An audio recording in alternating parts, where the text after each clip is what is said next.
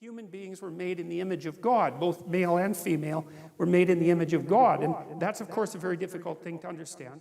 Re-emphasize it. Because the Bible is a book that's been written forward and backwards in time, in some sense, like most books. Because if you write a book, of course, when you get to the end, if you're the writer, you can adjust the beginning and so on. So it has this appearance of linearity, but it isn't linear. It's like you're God, in some sense, standing outside of time. That's your book, and you can play with time anywhere along it.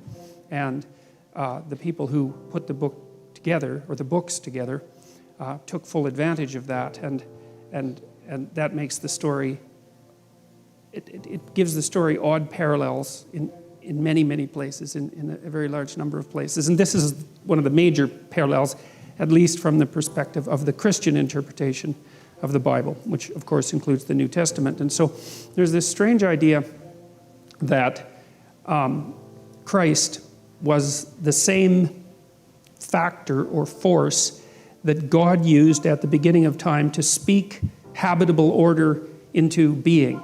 And that's a very, very strange idea. You know, it's not something that can be just easily dismissed as superstition, partly because it's so strange. It doesn't even fit the definition of like a superstitious belief. It's a dreamlike belief in some sense. And what I see many of the ideas in the Bible as is these dreamlike ideas that underlie our normative cognition and that constitute the ground from which our more articulated and explicit ideas have emerged. And this one's so complicated, this idea is so complicated that it's still mostly embedded in dreamlike form, but it seems to have something to do with the primacy of consciousness. And this is one of the biggest issues regarding the structure of reality, as far as I can tell, because everyone from physicists to neurobiologists debates this. There's the stumbling block for a purely objective view of the world seems to me to be consciousness. And consciousness has all sorts of strange properties. For example, it isn't obvious what constitutes time, or at least duration, in the absence of consciousness. And it isn't also easy to understand what constitutes being in the absence of consciousness, because it seems to be the case, well, if a movie is running and there's no one to watch it, I know it sounds like the tree in the forest idea, but it's not that idea at all. If a movie is running and no one's watching it, in what sense can you say that there's even a movie running? Because the movie seems to be the experience of the movie, not the objective elements of the movie. And there's something about the world, at least insofar as we're in it as human beings, that is dependent on conscious experience of the world. Now, of course, you can take consciousness out of the world and say, well, if none of us were here, if there was no such thing as consciousness, then the cosmos would continue running the way it is running. But of course, it depends on what exactly you mean by the cosmos when you make a statement like that, because there's something about the subjective experience of reality that gives it reality. Or at least that's one way of looking at it. And since we're all pretty enamored of our own consciousnesses, although they're painful because they define our being, it's not unreasonable to give consciousness a kind of metaphysical primacy. Now, and it's deeper than that, you know, it's a deeper idea than that, because there are physicists, and they're not trivial physicists like John Wheeler, who believes that in some sense consciousness plays a constitutive role in transforming the chaotic potential of being into the actuality of being. And he actually thinks about it, he's not alive anymore, but he actually thought about it as playing a constitutive role, you know. And then from the neurobiological perspective, or from the scientific perspective, it's like consciousness is not something we understand. I don't think we understand it at all. It's something we can't get a handle on with our fundamental materialist philosophy. And I don't know why that is. It's quite frustrating if you're a scientist, but it isn't clear to me that we've made any progress whatsoever in understanding consciousness, even though, well, we've been trying to understand it for hundreds of years, and even though psychologists and neurobiologists and so forth have really put a lot of effort into understanding consciousness from a scientific perspective in the last 50 years.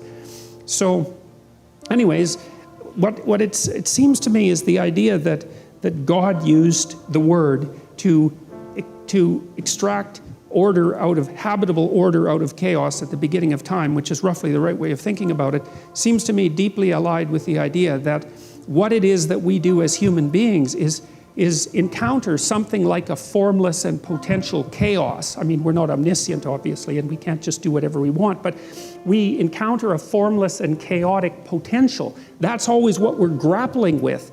And somehow we use our consciousness to give that form. And this is how people act. Like if you look at how they regard themselves, it's how they act. Because you say things to people like, well, you should live up to your potential.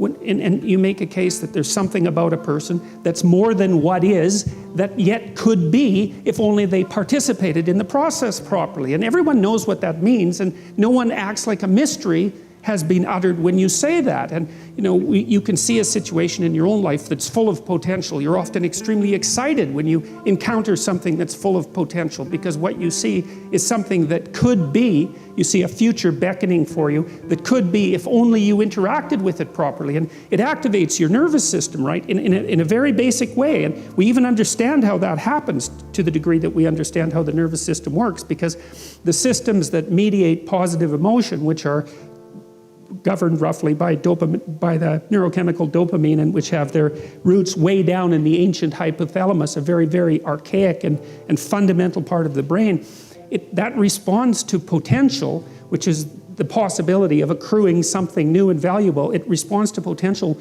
with active movement forward and engagement. And so we're engaged in the world as potential, and it looks like consciousness does that. And so there's this idea that, and this is the main idea that I think is being put forth in Genesis 1. It's something like, and you see this in mythology, like from what I've been able to gather, there's always three causal elements that make up being at the bottom of world mythology. And one is the formless potential that makes up being once it's interacted with, and that's generally given a feminine nature.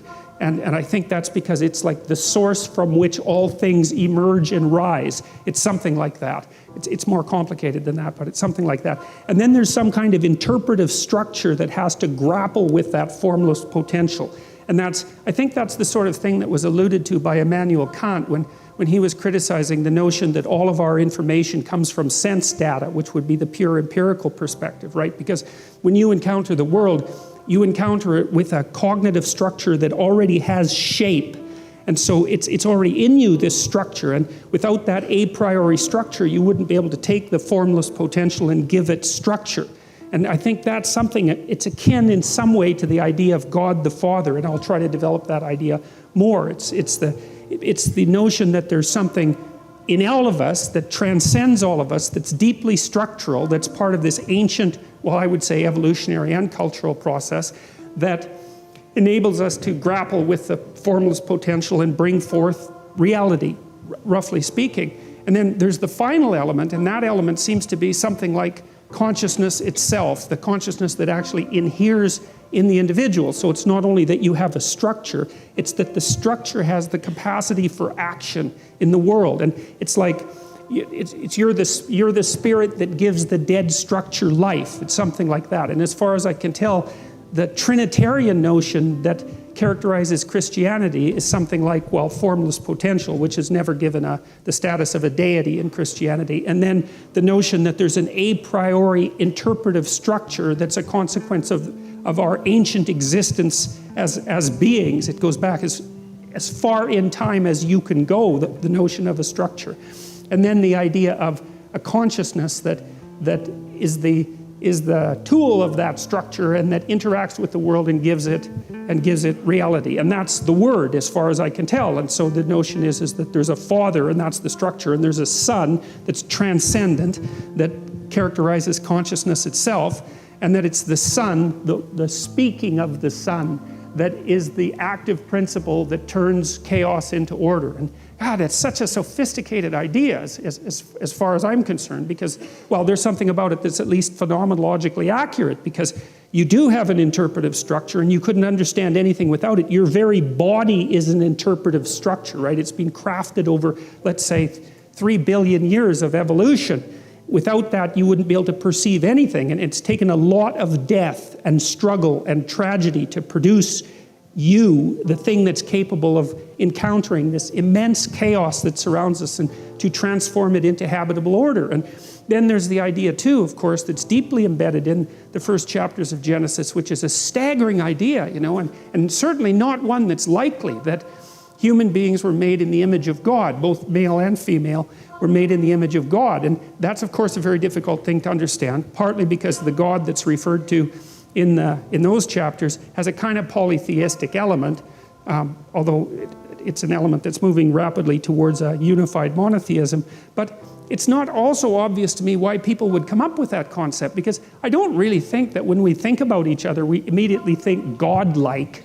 The notion that every single human being, regardless of their peculiarities and strangenesses and sins and crimes and all of that, has something divine in them that needs to be regarded with respect, and that plays an integral role, at least an analogous role, in the creation of habitable order out of chaos. That's a magnificent, remarkable, crazy idea. And yet we developed it, and I do firmly believe that it sits at the base of our legal system. I think it is the cornerstone of our legal system. That's the notion that everyone is equal before God, which is, of course, that's such a strange idea. It's very difficult to understand how anybody could have ever come up with that idea, because the manifold differences between people are so obvious and so evident that you could say the natural way of viewing someone or human beings is in this extremely hierarchical manner, where some people are contemptible and easily brushed off as pointless and pathological and without value whatsoever, and all the power accrues to a certain tiny, aristocratic minority at the top. But if you look at the way that the idea of the individual sovereignty developed, it's clear that it unfolded over thousands and perhaps 10,000s of years before it became something firmly fixed in the imagination that each individual had something of transcendent value about them. And man, I tell you, we dispense with that idea at our serious peril. And so, and if you're going to take that idea seriously, then, which you do because you act it out, because otherwise you wouldn't be law-abiding citizens, right? You act that idea out. It's firmly shared by everyone who acts in a civilized manner. The question is, why in the world do you believe it, assuming that you believe what you act out, which I think is a really good way of fundamentally defining belief.